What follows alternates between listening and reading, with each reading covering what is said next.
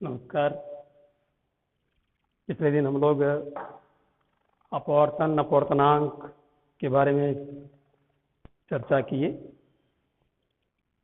प्रकाश किरण एक पारदर्शी माध्यम से दूसरे पारदर्शी माध्यम में जाती है तो अपने मार्ग से विचलित हो जाती है, मुड़ जाती है, और पहले माध्यम से हम देखते हैं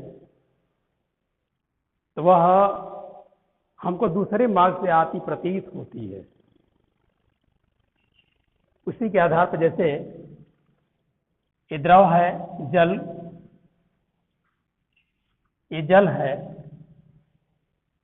जिसमें यहाँ कोई वस्तु स्थित है, ओ कोई वस्तु है,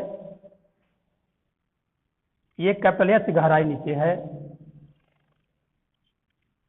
यह वस्तु ओ कैपिटल एच गहराई नीचे है। इसे हम यहाँ से देख रहे हैं, ऐसे प्रकाश किरण जा रही है। चूंकि ऊपर एयर है, ये आपका वाटर है, पानी से जब हवा में प्रकाश किरण जाएगी तो अविलंब से दूर हट जाएगी ऐसे। तो यह हमें हवा में से हम देखेंगे तो यह वस्तु इस ओ डैश पर स्थित होने जैसे दिखाई देगी। यह वस्तु जो ओ है, ओ डैश पर दिखाई देती है, ये स्मॉलेस्ट गहराई नीचे प्रतीत होती है। द्रव के जल के ऊपरी पृष्ठ से स्मॉलेस्ट गहराई नीचे दिखाई देती प्रतीत होती है, आभास होती है। यदि ये बिंदु ओ है, ये ओ डैश है, क्या इसको आई लिख देते हैं? इमेज प्रतिबिंब आई। वस्तु की जो वास्तविक गहराई है कैपिटल एच है, और हमें आभासी इसकी गहराई स्मॉल एच पर ये दिखाई देती है, प्रतीत होती है। ये इस वस्तु ओ से चलने वाली प्रकाश किरण इस अभिलंब के साथ आपतन कोण आई बनाती है, और अपवर्तन के पश्चात यह अपवर्तन कोण आर बनाती है। एयर में, हवा में अपवर्तन कोण आर बनाती है। यह बिंदु ओ है, यह आई है, यह ए है, यह बी है, मान लेते हैं। तो ऐसी स्थिति में जो जल है, इस जल का अपवर्तनांक क्या हो जाएगा भाई? ANG, air, ANW water, ANW refractive index of water with respect to air, sin I but is sin R, sin R। यहां ध्यान दीजिए, त्रिभुज OAB और त्रिभुज IAB में I और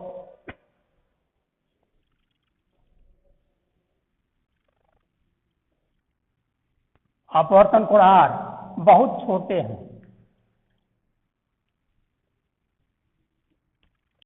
ये दोनों कोण, आपतन कोण आई और अपवर्तन कोण आर, ये दोनों बहुत छोटे हैं। तो यहां ध्यान दीजिए, यह कोण आई है तो यह कोण भी आई होगा।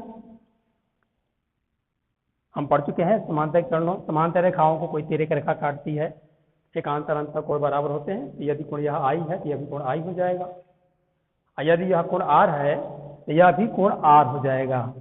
ये इमेज वाली जो रेखा है, किरण है, वो कोण कितना बनाएगी? ये कोण आर बनाएगी। और यह कोण आई और आर बहुत छोटे हैं, तो तो क्या होगा भैया, हम पढ़ चुके हैं मैथमेटिक्स में, जानते हैं कि थीटा टेंड्स टू 0 देन, तो क्या होगा भैया, तो theta is equal to sine theta is equal to tan theta होता है। यदि थीटा बहुत छोटा हो, टेंडिंग टू 0 हो, ऐसी स्थिति में theta is equal to sine theta is equal to tan theta. तो जहां हम साइन थीटा साइन आई लिखे हैं, वहां पर टाइन आई भी लिख सकते हैं, और जहां साइन आर लिखे हैं वहां पर टाइन आर भी लिख सकते हैं। टाइन आई लंब बटे आधार ए बी बटे आधार AO, और इसमें AB बटे आधार क्या हो जाएगा भाई, AI, बराबर क्या हो जाएगा भैया, हाई AB से भी कट जाएगा, AI ऊपर चला जाएगा, ANW हवा के सापेक्ष पानी का अपवर्तनांक ANW बराबर जाएगा, क्या हो जाएगा भैया, AB कट जाएगा, AI ऊपर चला जाएगा, AI अपान AO। AI क्या है भैया,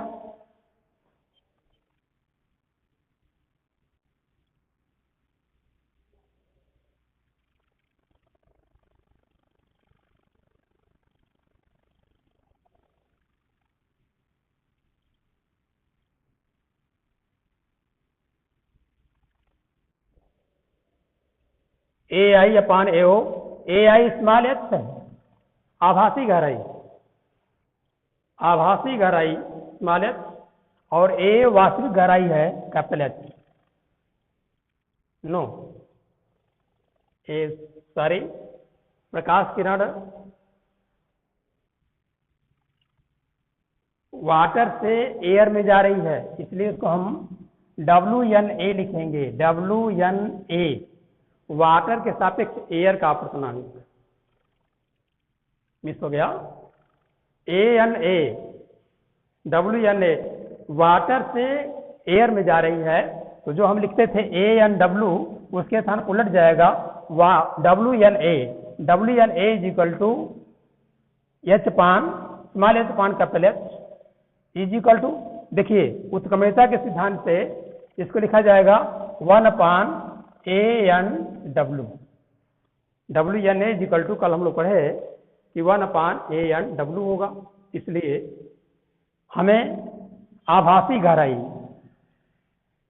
आभासी गहराई H बराबर क्या हो जाएगा भैया, कैपिटल H अपान ANW। ये इनके बीच में संबंध है। कई बार आपको सवाल दिए जाते हैं, इस पर सवाल भी दिए जाते हैं।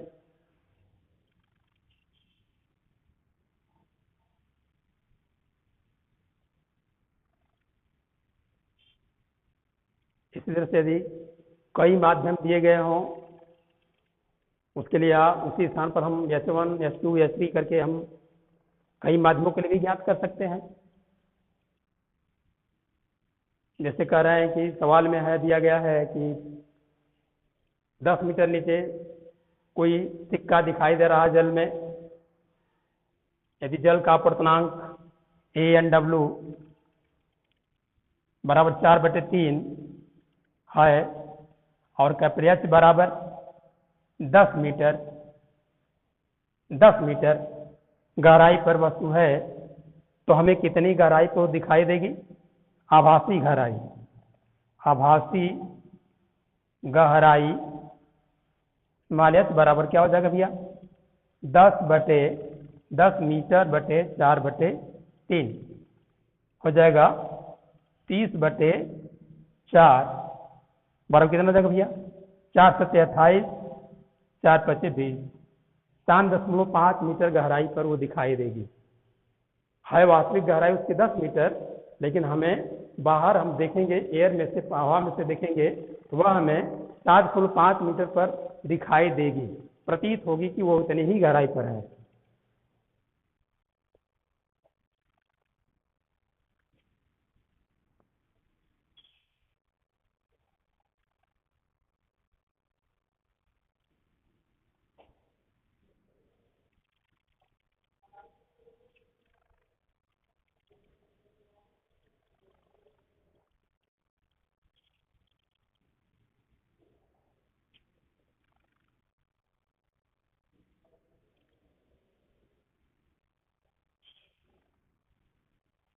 ध्यान दीजिए, अब पार्श्विक विस्थापन पढ़ेंगे हम लोग। पार्श्विक विस्थापन, लैटरल डिस्प्लेसमेंट।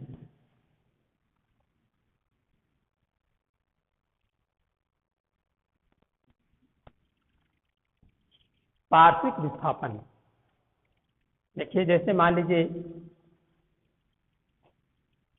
ये स्मॉल टी मोटाई का एक कांच है, चौड़ाई का स्मॉल टी चौड़ाई का ऐसे ये कांच है मान लेते हैं, और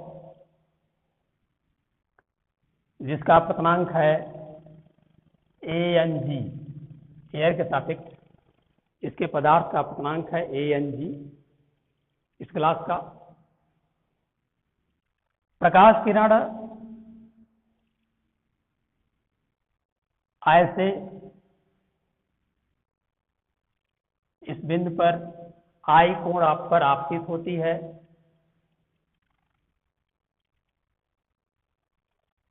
और अपवर्त R कोण पर अपवर्तित हो जाती है। फिर I कोण पर, क्योंकि इधर भी एयर है, इधर भी एयर है, तो फिर इधर भी क्या हुआ, I कोण पर ही निर्गत हो जाती है, I कोण पर निर्गत हो जाती है। इस तरह से यदि हम इस किरण आपतित किरण को हम आगे बढ़ाएं, ये समांतर रेखा होगी, निर्गत किरण के समांतर रेखा होगी। यह इस निर्गत किरण आपतित किरण, ये आपतित किरण है,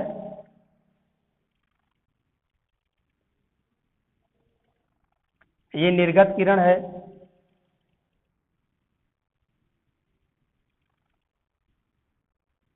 आपतित किरण और निर्गत किरण के बीच की जो दूरी है, दूरी से मतलब लंबवत दूरी,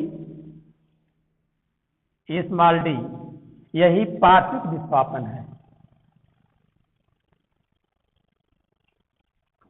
पार्श्विक विस्थापन, यही पार्श्विक विस्थापन है। जो निर्गत किरण है आपतित किरण से कितना दूर हट जाती है, उसी को हम पार्श्विक विस्थापन, लंबवत दूरी, कितना लंबवत दूरी में दिशा में वो हटती है, पार्श्विक विस्थापन है ये।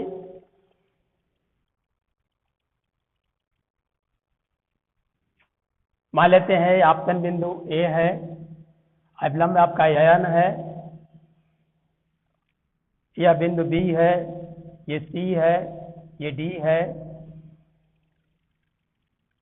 तो देखिए I कोण यदि I है तो यह भी कोण I होगा, ये भी कोण I होगा। यदि स्मॉल r है तो इस कोण का मान I माइनस स्मॉल r होगा, इस कोण का मान I माइनस स्मॉल r। ये समकोण त्रिभुज, समकोण त्रिभुज, समकोण त्रिभुज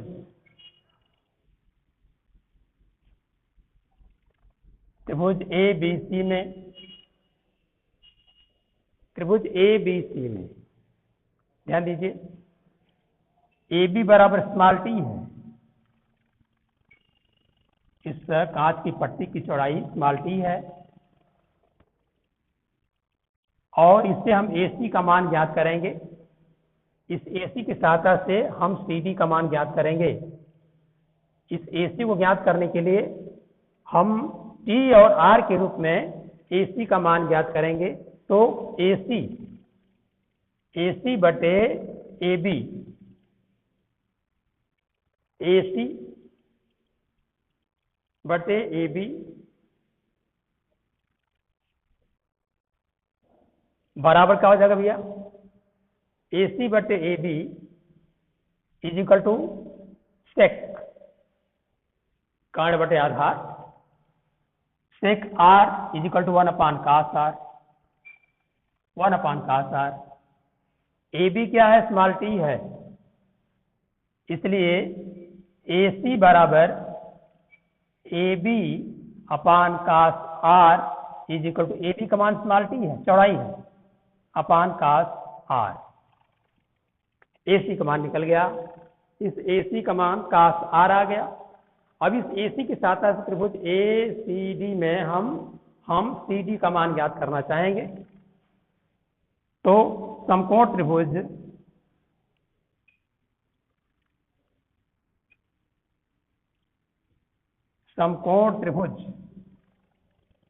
ए सी डी में देख लीजिए, सी डी कोण आई माइनस आर के लिए लंब है और यह ए सी जो उसके लिए एक कोण है। तो साइन आई माइनस आर होगा लंब बटे कोण सी डी बटे ए सी। सी डी क्या है भैया? लैटरल डिस्प्लेसमेंट है, वह पार्श्विक विस्थापन स्मॉल डी, और ए सी का मान हम ज्ञात कर चुके हैं कि small t upon cos of are.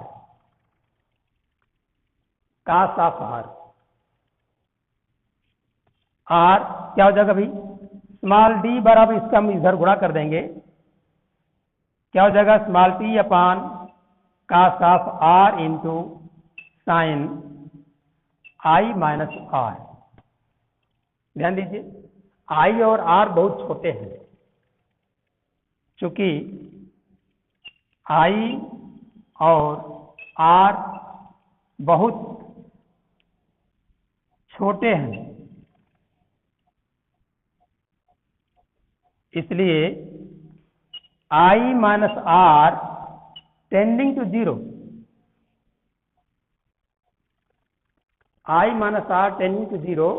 इसलिए and r tends to zero, r का भी मान टेंस टू जीरो है, आई माइनस आर, क्योंकि ये बहुत छोटे हैं इसलिए आई माइनस आर का भी मान टेंस टू जीरो होगा, आर टेंस टू भी जीरो होगा। इस मान को हम इसमें रख देंगे, क्या हो जाएगा भैया?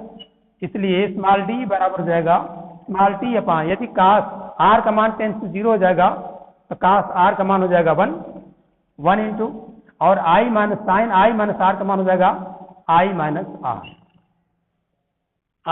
आर बराबर क्या हो जाएगा भैया? इसमें से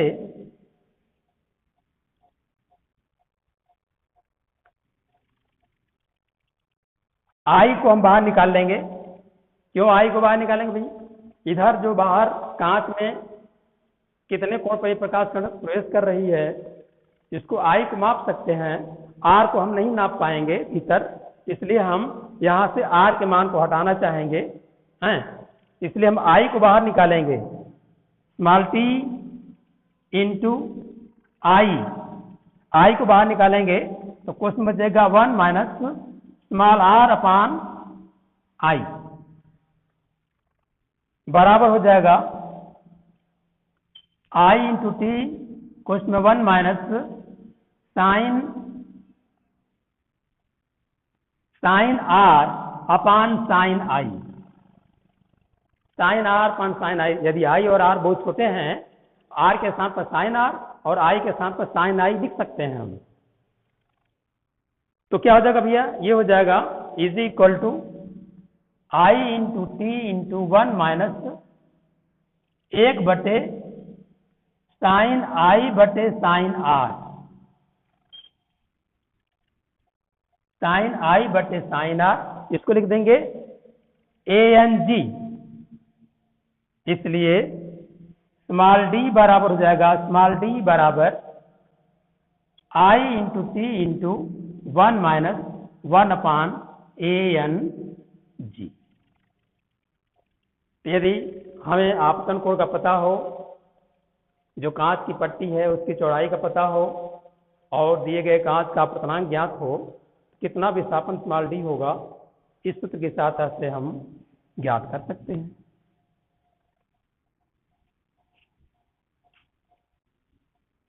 ये रहा पार्श्विक विस्थापन।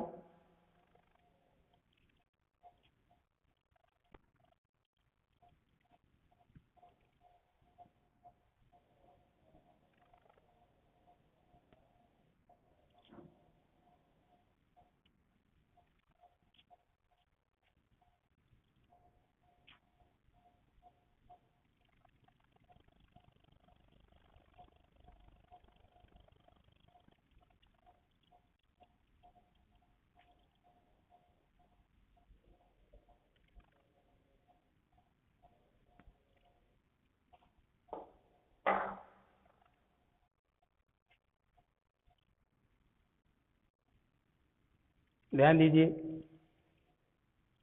अब हम पढ़ेंगे क्रांतिक कोण। अपवर्तन की क्रिया में हम स्पेक्ट्रम पढ़े हैं पिछली कक्षा में कि प्रकाश किरण ऐसे आपतित होती है, श्वेत प्रकाश किरण, तो इस प्रिज्म से अपवर्तन के पश्चात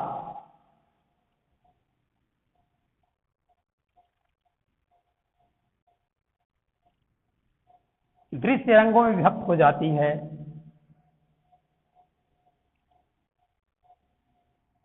VIBGYOR,